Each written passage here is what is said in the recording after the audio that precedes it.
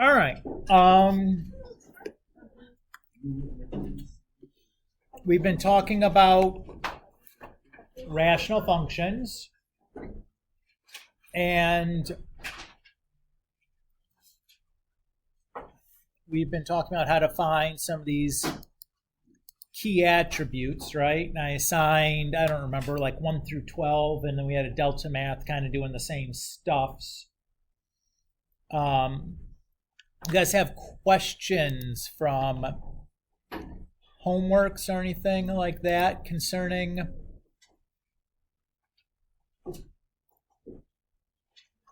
give you a hint that in the event there's a homework quiz coming up, I would want to make sure that I can find those key features for a rational function. So if you had questions on that, now might be a good time to kind of ask about how to do that sort of thing.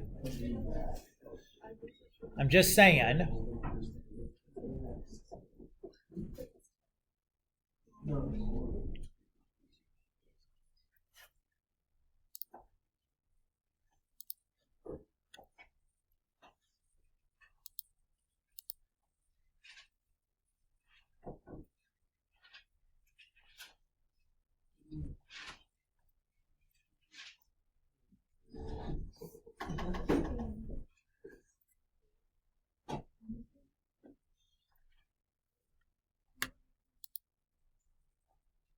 Yeah, Lucy. Could you just go over like finding the y and the x-axis?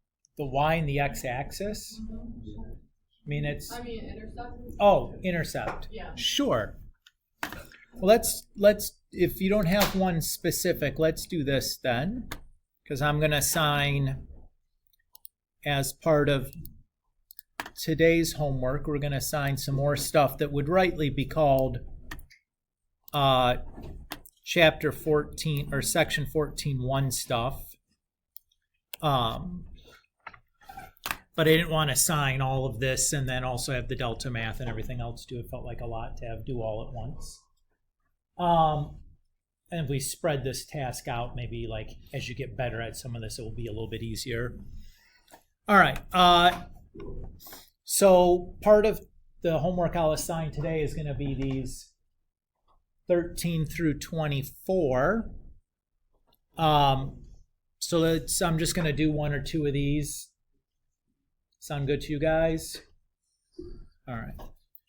Lucy, since this is ostensibly your question we're doing, do you have a preference? You want to pick a number between 13 and 24? What's your favorite? 20. 20. Okay. All right. It says sketch a graph of the function, making sure to include the vertical asymptotes, horizontal asymptote, zeros, y-axis intercepts. So before I do any of that stuff, what should I do as my very first thing here? Should try to factor in case there's any reducing that can be done, right? First thing I should check for. So unfortunately, when I look at this rational function, what do I notice that's unfortunate here? In both the numerator and denominator, the leading coefficient isn't 1, which means it's going to be that lengthier factoring.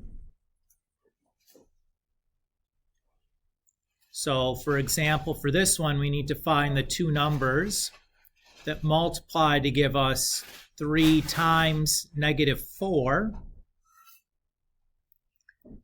and then also add to give us -1.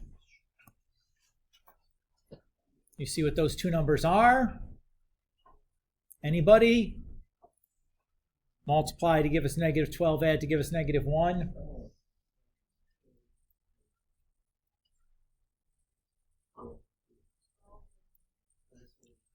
-4 and +3.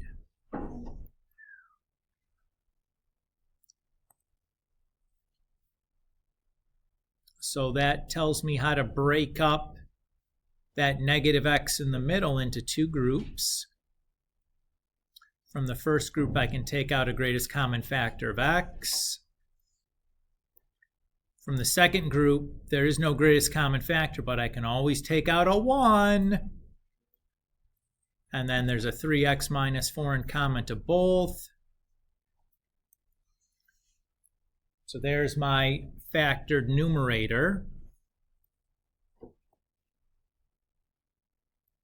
Now we have to factor the denominator. Ugh, Mr. Kulik. I know, guys. I mean, like, conceivably you should be able to do this in your head, but I don't really think that that's tremendously fair from jump. I mean, 9:30 on a Monday morning is not really the best time to be asking you these questions. So now we need two numbers that are going to multiply to give us -8 and add to give us +7. What are those two numbers going to be?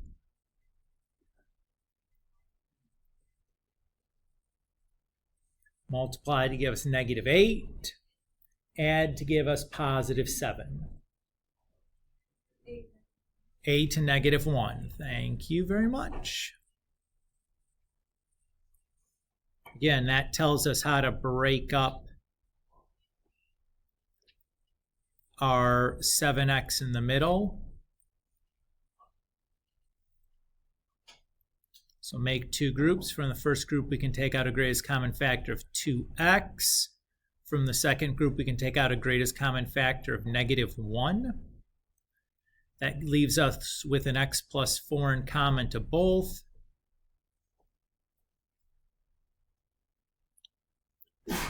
Bless you. So our factored form then is 3x minus 4 times x plus 1 over x plus 4 times 2x minus 1.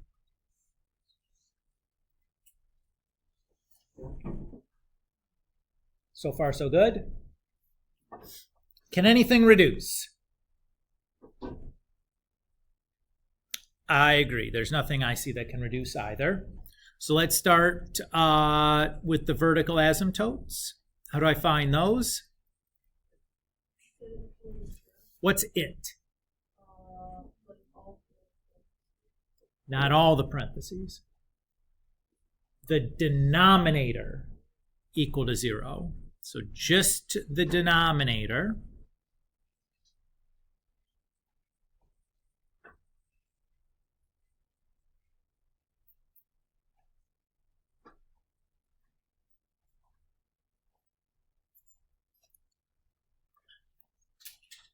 Okay, there.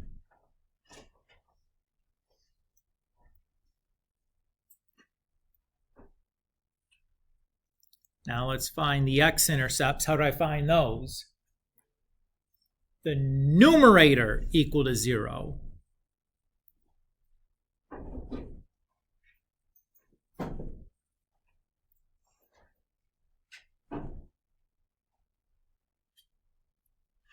And remember, I'm always going to write my x-intercepts as points with the y-coordinate 0, so I don't accidentally confuse them with my vertical asymptotes, which are written as x equals, right? Very easy to goof those together. Now let's find our y-intercept. How do I find that?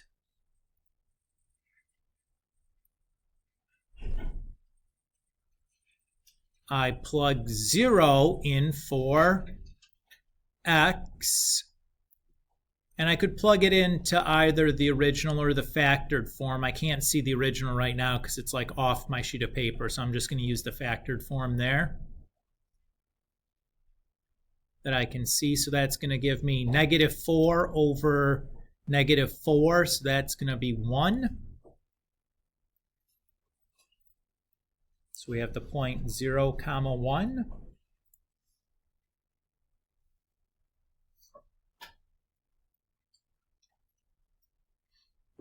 So far, so good. And now we need to find our horizontal slant or slant asymptote. Every rational function is going to have one or the other, never both. To do this, we need to look at the degrees.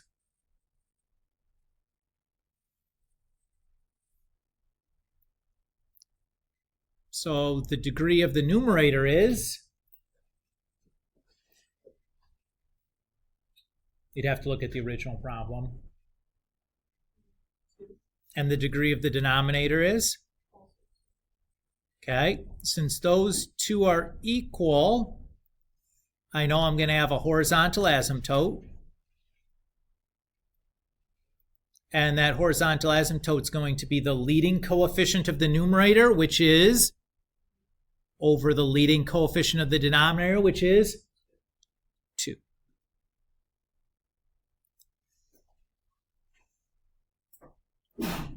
God bless you. You're welcome. Okay, everybody feel good so far? All right. So let's now use this information to sketch a graph, because that's what this actual problem was asking us to do. 1, 2, 3, 4. So I'll start with my asymptotes.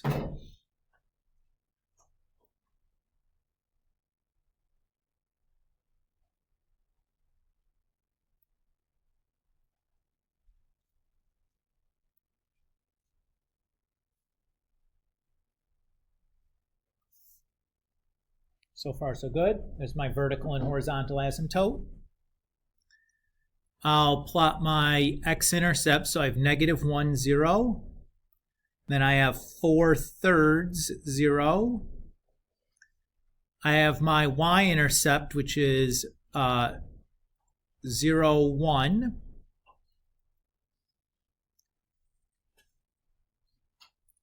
Everybody so far, so good? Now what I want to do is I want to look at my end behaviors.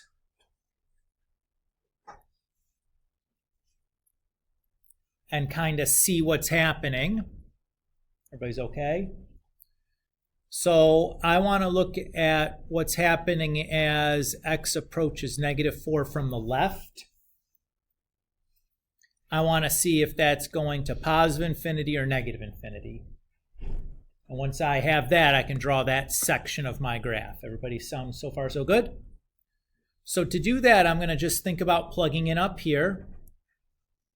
So if I plug in a number less than -4, that part of the fraction is going to be negative, right? That one little parenthesis. This little section is going to be negative. 2 times a negative minus 1, still negative. If I plug in up here, that'll be negative, right? And that'll be negative. So what's that telling me? It's pointing up. Everybody okay with that? Because negative times negative is positive.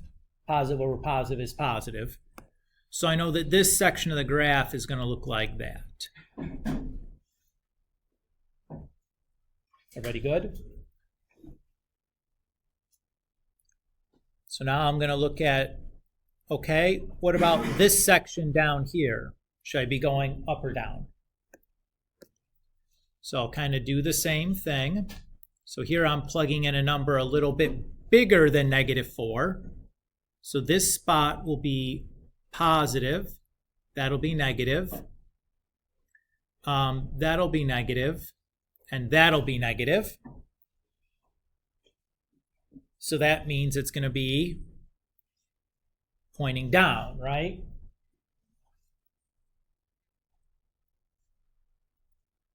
And I know that this has to go through those 2 points, right? Because there's no other discontinuity there. So it's probably going to then follow that piece up there. I would find it unlikely for it to want to double back down that close to the other asymptote.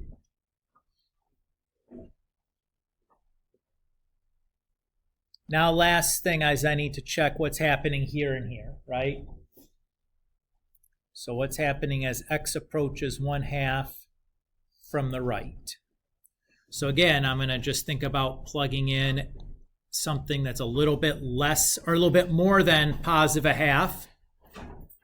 So this will be positive, positive, negative, positive. So what do we see? It's going to be negative. I guess I knew that from where the x-intercept was. I didn't really have to do that because I had to go through that x-intercept anyway.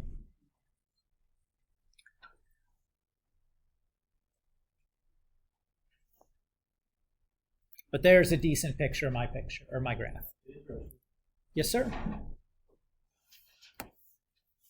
Lucy, how was that? That was good. Does that help? Kind of fill in the blanks of like what to do. That's a pretty good review problem as we had kind of tackled all the different pieces. Should we do one more? What do you guys think? You want to try one yourselves and then go over it in a minute? Are we gonna have like graphs like this on the test? I probably wouldn't ask you to, on the test maybe, on the homework quiz no. But I think that it's not unreasonable to like, you know, here's the attributes, sketch the graph.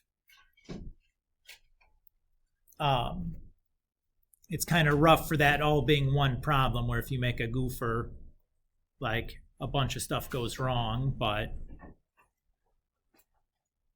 let's do 24.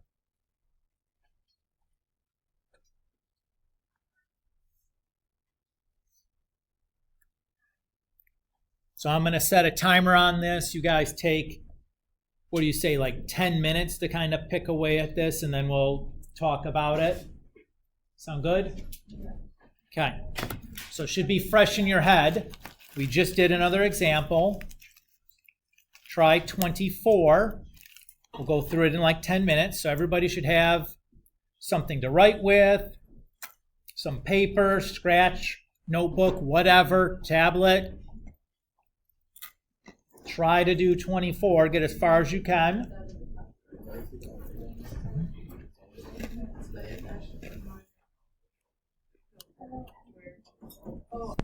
So you would have started by factoring the numerator and denominator. So the numerator factors by taking out the greatest common factor of x, leaving x squared minus 4, which is the difference of two squares, which is, so you'd have x times x minus 2x plus 2, and the denominator you can't do anything to.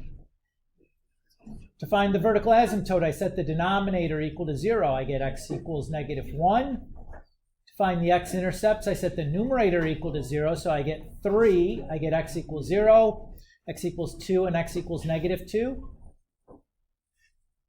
I noticed that in getting this x-intercept, I got the y-intercept also because I have the one with the x equals 0. Or I could have plugged the 0 back in. I get the same thing either way. For the horizontal or slant asymptote, I noticed that degree of the numerator is 3, degree of the denominator is 1, so this is the one I have to do polynomial division on. So I went and set up my polynomial division. Notice that I needed some extra zeros there because I had no x squared term and no constant term. That's why I have a 0 here and a 0 there on my polynomial division. So I went and did that. I have, so the asymptote is quadratic, y equals x squared minus x minus 3. So I went and found the vertex of that, or that quadratic by doing negative b over 2a. Oops, I have the negative signs in the wrong spot on that.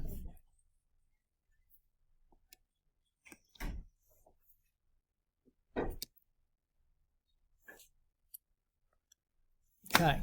When I plug the 1/2 in, I get negative 3.25, and then I pick 2 points on either side of the vertex. So I pick 1 and then 2 and then 0 and negative 1. I plug those points in to get the corresponding y's. That's everything I need now. So I went and sketched in, here's my quadratic. There's my vertical asymptote. And I plotted my intercepts.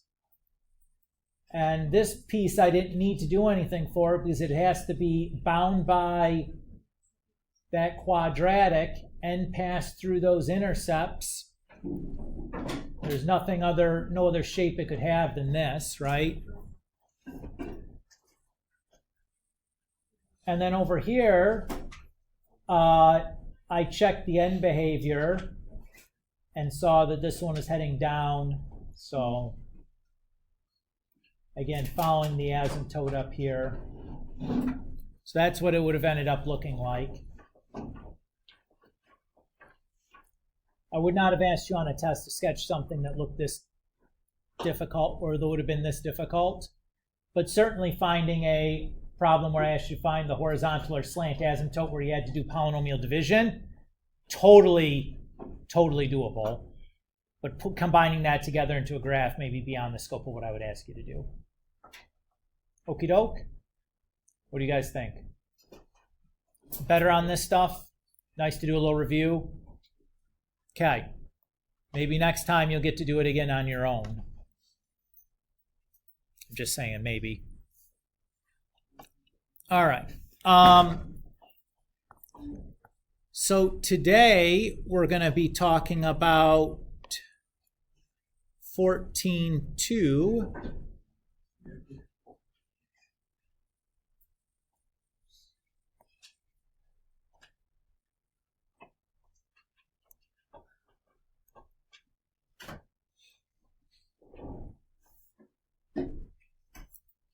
Yes. Sure. No problem. So today we're going to be talking about solving rational equations. And I'm just going to do some example problems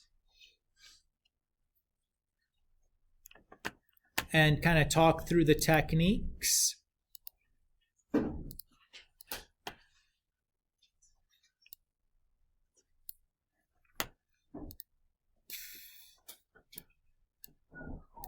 And I'm just going to show you one technique. And we're going to do the same technique every time. Now, there are lots of different ways you could approach this, but the technique I'm going to give you is basically the same technique every time, which I think is nice. So if we have the equation x plus 3 over x equals 4, this looks relatively simple, right? What's the hitch, though? Variable in the denominator. Okay? Whenever we see an equation where the variable is in the denominator, our first order of business is going to be to get that variable out of the denominator to create a polynomial equation that we can solve. Okay? So the goal is to turn this into a polynomial. The technique we're going to use to do that every single time is called clearing fractions. So to clear the fractions, we're going to multiply both sides of the equation by the least common multiple of the denominators.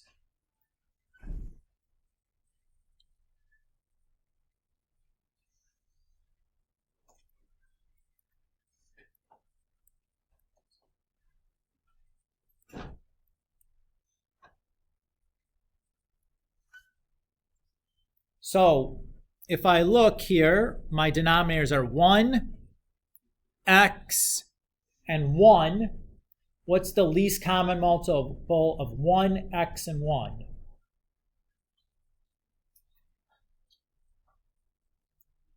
So you need it's not 1. You need a number that's divisible by all the numbers 1, x, and 1.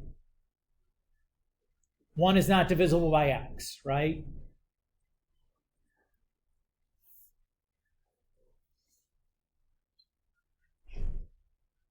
So 1 would be the greatest common factor of 1 and x, but the least common multiple of 1 and x is not 1.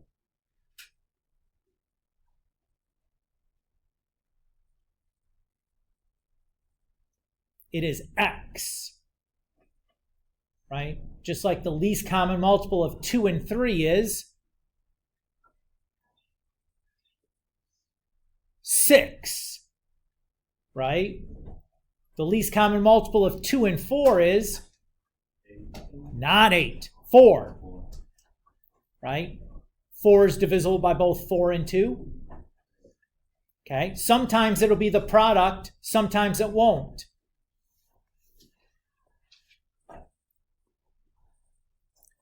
What is the LCM going to be?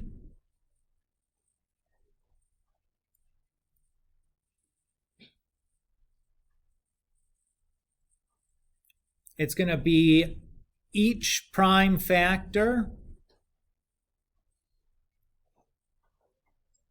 of A and B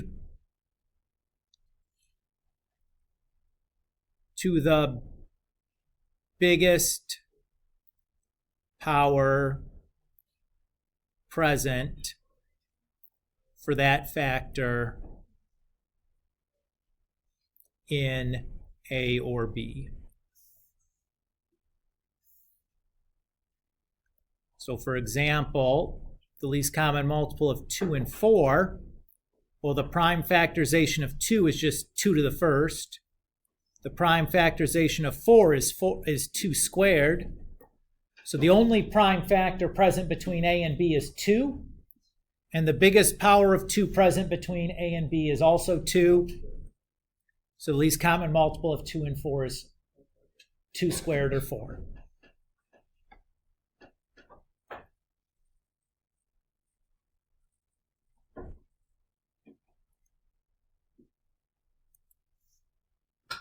So if I want the least common multiple of 18 and 12, the prime factorization of 18 is 2 times 3 squared. The prime factorization of 12 is 2 squared times 3. My least common multiple will have 2 times 3. Those are the only 2 prime factors. The biggest power of 2 present is 2. The biggest power of 3 present is 2. So it's going to be 2 squared times 3 squared, or 36. You guys kind of get it? All right. So if we go back to our original problem here, I'll multiply both sides by x, which is the least common multiple of all the denominators. X times x is x squared. What's x times 3 over x? Not 3x over x squared. Remember, when we multiply, x is really x over 1, right?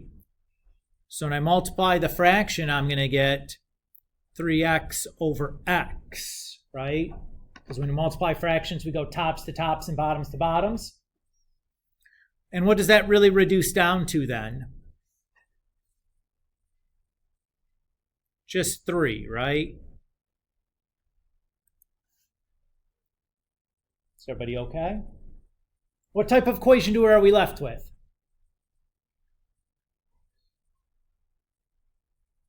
It's quadratic. How do we solve a quadratic?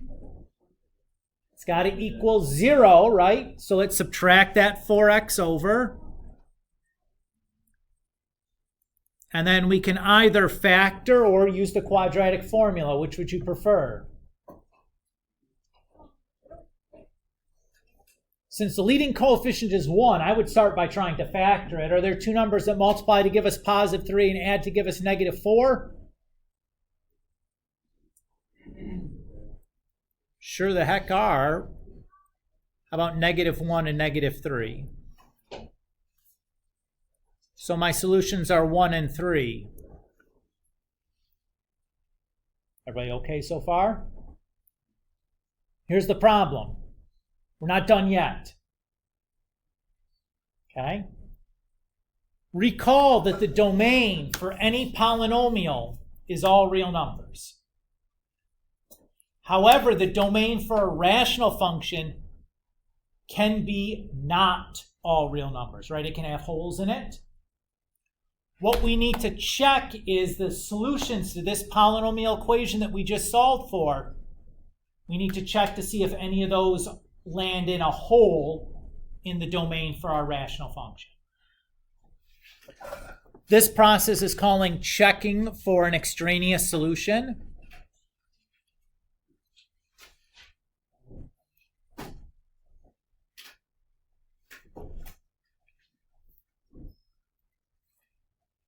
To do that, all I need to do is take my answers and go back to the very original equation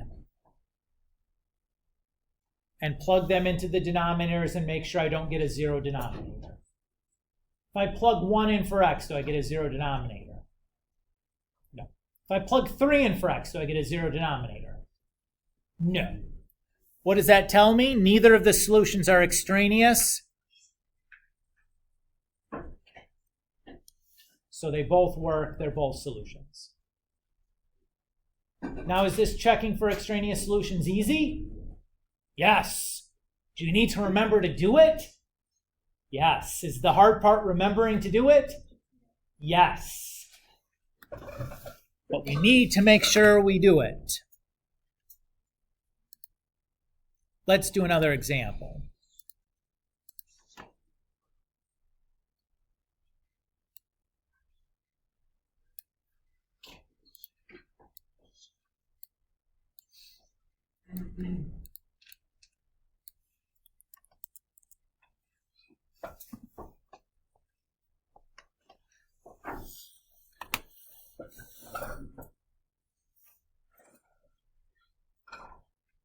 All right, what is the technique called we're going to use to solve this equation? Clearing fractions, good. To clear fractions, we need to find the least common multiple of all the denominators. How many denominators do you see? 1. Guess what the least common multiple of all the denominators is going to be? Just the denominator. It'd be x plus 1. Is everybody okay with that? If there's just one denominator, that's easy. The least common multiple of it is itself. So I'm going to multiply both sides of my equation by that least common multiple. What do I get when I multiply x plus 1 to 6 over x plus 1? X plus 1 times 6 over x plus 1. Should be easy. Just 6, right? Everybody okay?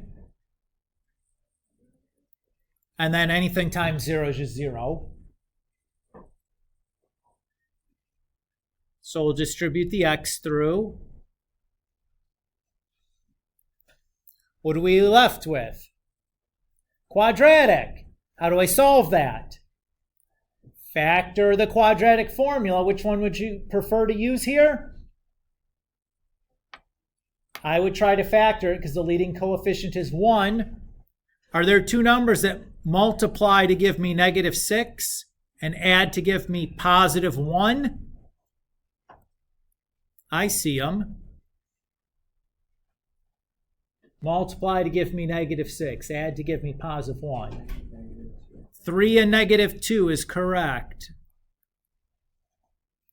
So when I set those equal to 0, my two solutions are -3 and +2. Am I done? Gotta check still. If I plug -3 into the denominator, does that make 0? No. If I plug +2 in for the denominator, does that make 0? What does that tell me? Both of these guys work. There is no extraneous solution here.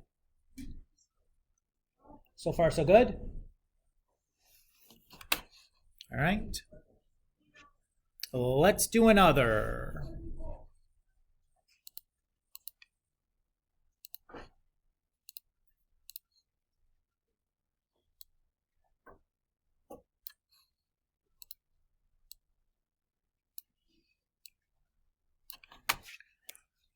Ooh, scary looking. What do you notice that's different about this problem than all the previous ones? I got more than one denominator, right? Am I going to change how I'm going to do this? No. But I am going to start with something as a very first step. The first thing I'm going to do to start this problem is to factor everything I can. The first fraction, 2x over x minus 1. Any factoring there? Next one, 1 over x minus 3. Any factoring there? Last one, 2 over x squared minus 4x plus 3. Any factoring there? What can I factor there? The denominator. What does it factor to?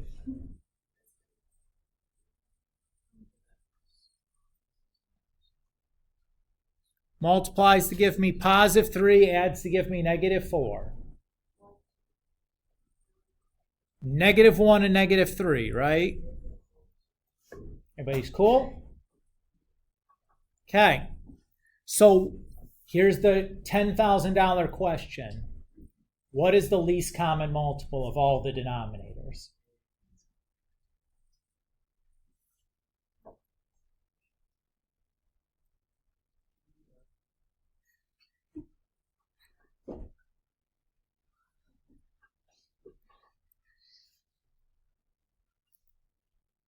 So, if I write x minus 1, what's the prime factorization of x minus 1? Just like x minus 1 to the first, right? The prime factorization of x minus 3. Nothing I can do there, right? And then the prime factorization of this thing. Again, it's already factored. There's nothing I can do, right? So how many distinct prime factors do I see? I see 2. I see x minus 1s and x minus 3s, right? What's the biggest power of x minus 1 present?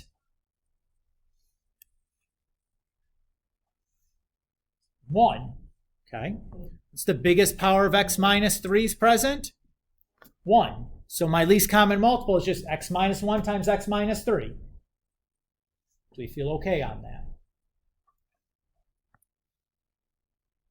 It is a critical skill that you're able to do that you're able to find the least common multiples. If you can't, life is going to get real hard for you real quick.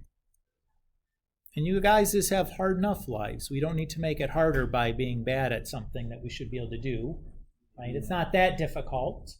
We can get it, right? Do we need to see some examples first? Sure. But is it a relatively easy concept once we get the hang of it? Not too bad, right? Not too bad. All right. Everybody's good with where we're at right now? Okay, we'll start distributing through. So again, I'm going to multiply that through to each of the terms. Now when I multiply this through, I'm going to write this time. I'm going to write this all out. So when I multiply x minus 1 times x minus 3 to the first fraction, I just get the same fraction, but those things get added to the denominator, or numerator, right? Everybody's okay? We'll just kind of do this.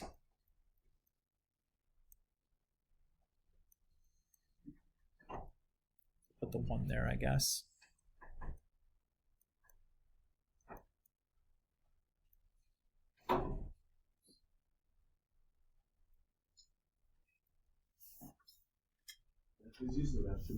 Certainly. Is everybody good at how we multiplied this out? Guess what we're going to do next? Yeah, reduce.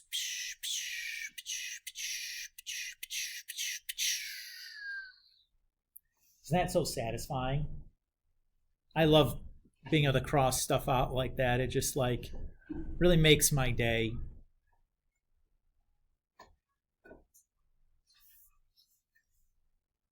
So far, so good.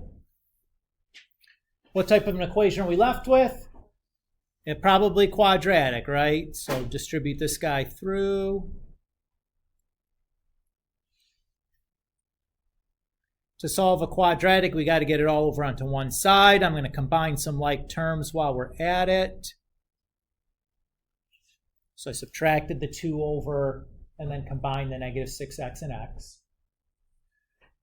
To solve a quadratic, what are the typical methods we would use? Factoring or using the quadratic formula. On this problem, since the leading coefficient isn't 1, I would probably opt for the quadratic formula.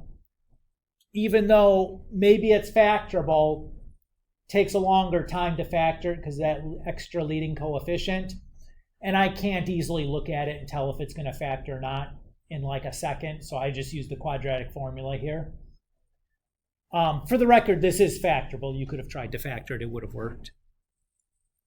The quadratic formula, x equals negative b plus or minus the square root of b squared minus 4ac all over 2 times a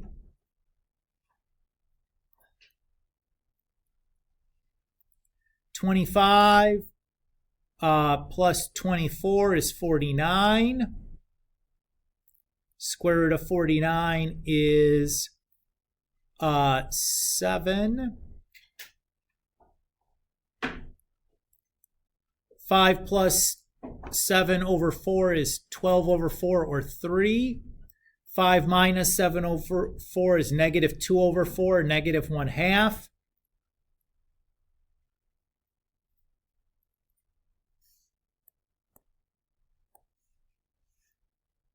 So far, so good. Are we done? No, what do we still need to do? Check for extraneous. So if I go and I take x equals 3 and I plug it back in here, does it give me a 0 denominator there? No. Does it give it a 0 denominator here? Yes. At this point, I can stop checking the 3. As soon as I get a single 0 denominator, that's enough. That one's gone. It is extraneous. I'll do the same thing now with the negative 1/2. If I plug the negative 1/2 in here, does it make a 0? Does it make a 0? Does it make a 0? Does it make a 0? What's that tell us? It's good.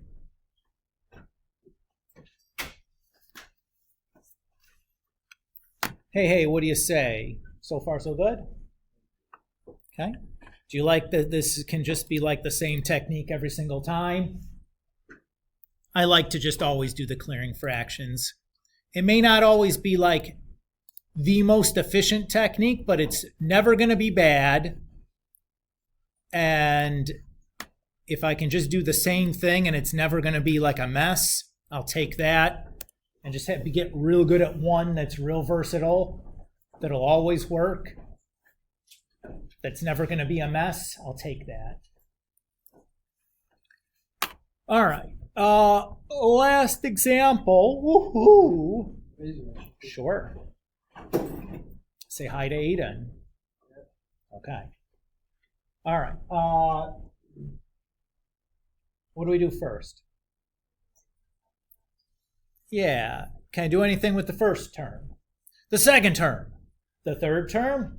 Yes, and in fact, it's the same factoring problem we've done before, right?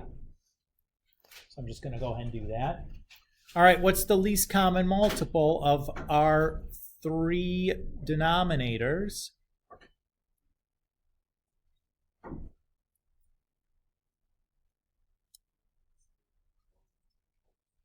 X minus 3 times x minus 1. You got it, dude.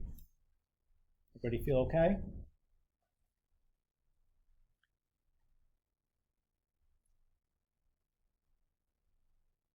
So I'll multiply that.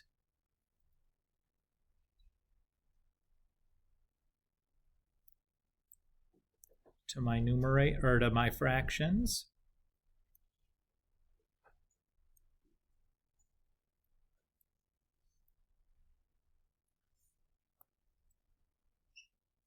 So when I multiply to here, what's going to cancel out?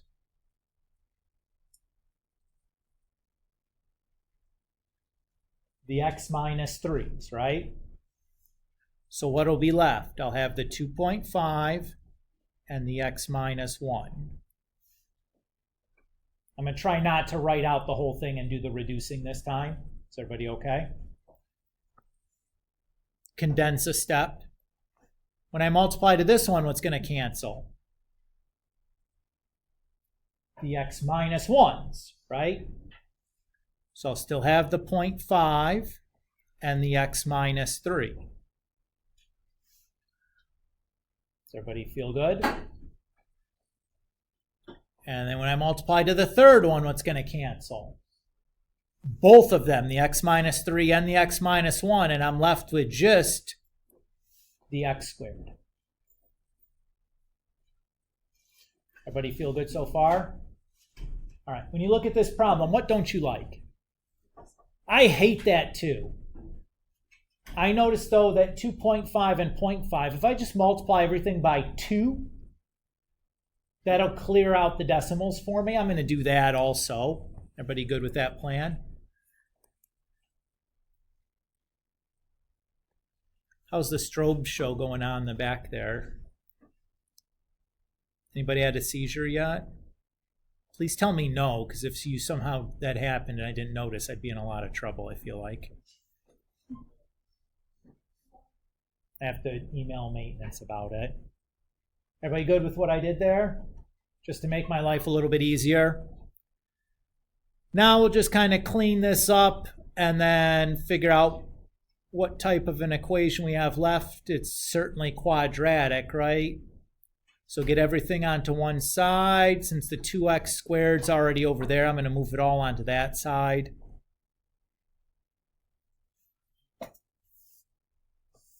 Everybody's good? All right, what do you notice about that quadratic?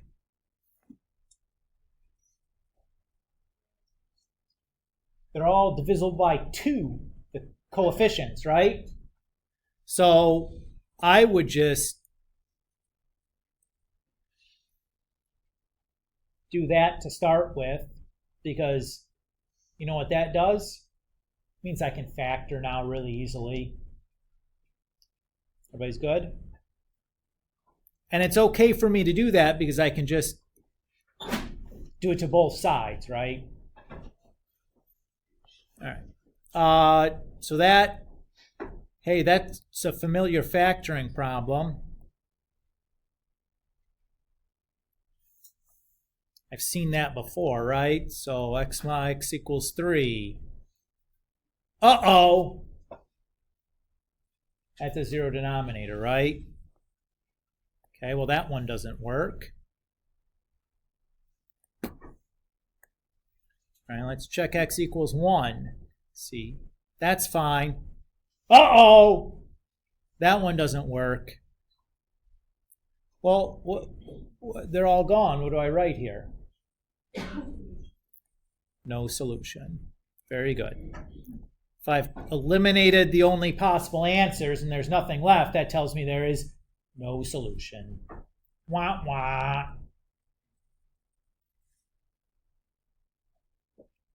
How do you guys feel for today? Is this okay? Pretty good? All right. I'm ready to stop here. We don't need to go any further since I also dumped those extra graphing problems on you at the start.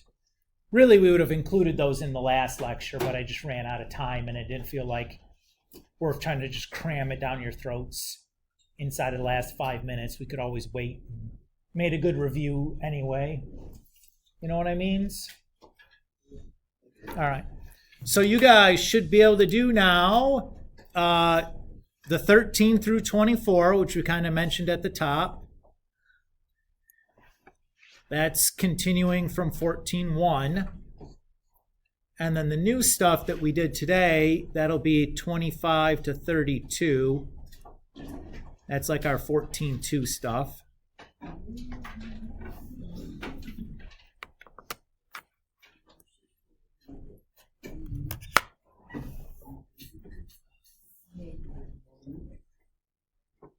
What should you be ready for next time?